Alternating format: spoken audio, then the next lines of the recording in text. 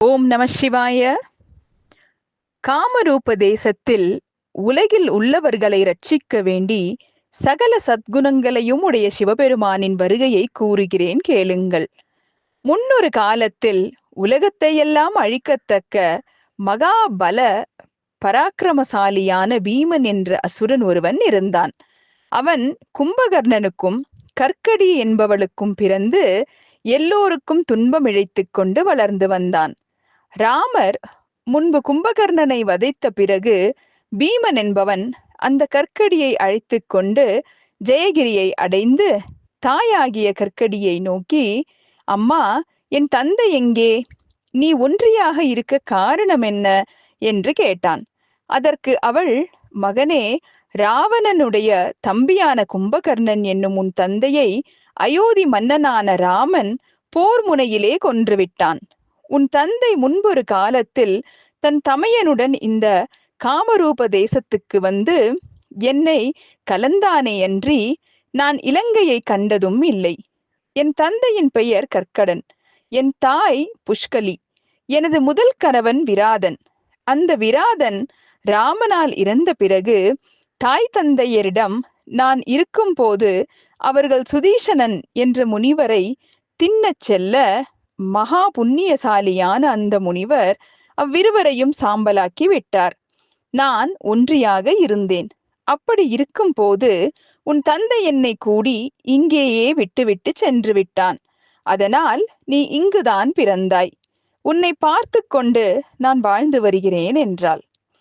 இவ்விதமாக தாய் சொன்ன வார்த்தைகளை கேட்ட பீமாசுரன் என் தந்தையையும் விராதனையும் ராமன் கொன்றான். என் பாட்டனையும் பாட்டியையும் அந்த முனிவன் சாம்பலாக்கி விட்டான். எனக்கு பெருத்த கஷ்டமாயிற்று.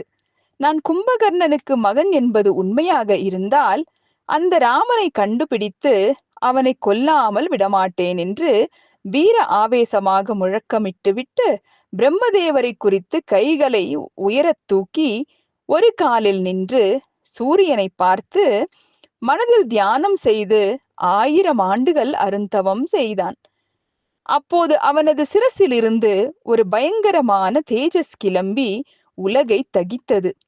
அதை சகிக்க முடியாத தேவர்கள் ஓடி பிரம்மதேவரிடம் சரண் புகுந்து, கடவுளே, ராட்சதனுடைய தவ தேஜஸ் உலகத்தை எல்லாம் துன்புறுத்துகிறது. அவன் எதை குறித்து தவம் செய்கிறானோ அதை நீங்கள் அவனுக்கு கொடுக்க வேண்டும். அவ்வாறு நீங்கள் செய்யாவிட்டால் நாங்கள் யாவருமே இறந்து விடுவோம் என்றார்கள்.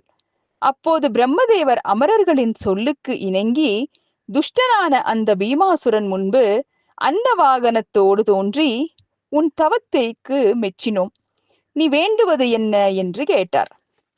அதற்கு பீமாசுரன், சிருஷ்டிகர்த்தாவே, எனக்கு அபரிமிதமான பலத்தை கொடுக்க வேண்டும் என்று சாஷ்டாங்கமாக விழுந்து கும்பிட்டான். பிரம்மதேவர் அந்த வரத்தை கொடுத்துவிட்டு அங்கிருந்து அந்தர்த்தானம் ஆனார். பீமாசுரன் தன் இருப்பிடம் சேர்ந்து தன் தாயை பார்த்து, அம்மா, என் பலத்தை பார், தேவர்கள் அனைவரையும் நாசம் செய்கிறேன் என்று சொல்லி காமரூப தேசத்தை அடைந்து அங்கிருந்த பிரியதர்மன் என்ற அரசனை பிடித்து விலங்கிட்டு அவன் அரண்மனையில் இருந்த யானை, சேனை, சத்திரம், சாமரம் முதலிய தனங்களையெல்லாம் எடுத்துக்கொண்டு அந்த ராஜ்யத்தை தனதாக்கி கொண்டான்.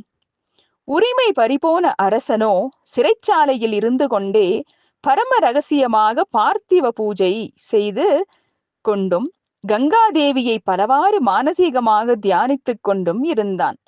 அப்படியே அவன் மனம் தியானத்தில் லயமாகி விட்டது. அவனது பூஜையெல்லாம் சிவபெருமானுக்கு பிரியமாயின. அவன் பஞ்சாட்சர மந்திரத்தை பிரணவத்தோடு உச்சரித்து கொண்டிருந்தான்.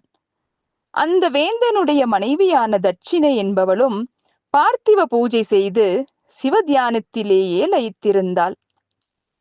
அவர்கள் இருவரும் இவ்வாறு இருக்கும் போது பீமாசுரன் சகல உலகங்களையும் வென்றடக்கி புண்ணிய கர்மங்களை எல்லாம் நாசப்படுத்தி தேவர்களையும் முனிவர்களையும் துன்புறுத்தி கொண்டே ஏக சக்கராதிபதியாக சர்வாதிகார வெறியோடு அரசாண்டு வந்தான். மக்கள் அனைவரும் மாகோச நதி தீரத்தில் சிவபூஜையும் சிவத்தியானமும் செய்து கொண்டிருந்தார்கள். அவர்கள் செய்யும் பூஜைக்கு மகிழ்ந்த சிவபெருமான் அவர்கள் முன்பு தோன்றி, உங்களுக்கு என்ன வரம் வேண்டும் என்று கேட்டார். அதற்கு அவர்கள், சர்வேஸ்வரா, தங்களுக்கு தெரியாதது ஒன்றுமில்லை. ஆயினும் எங்கள் கஷ்டத்தை சொல்லுகிறோம். பீமாசுரன் என்னும் பயங்கரமான அசுரன் ஒருவன் எங்களை துன்புறுத்துவதால் அவனை சம்ஹாரம் செய்து எங்களை காத்தருள வேண்டுகிறோம் என்றார்கள். ஓம் நம சிவாய.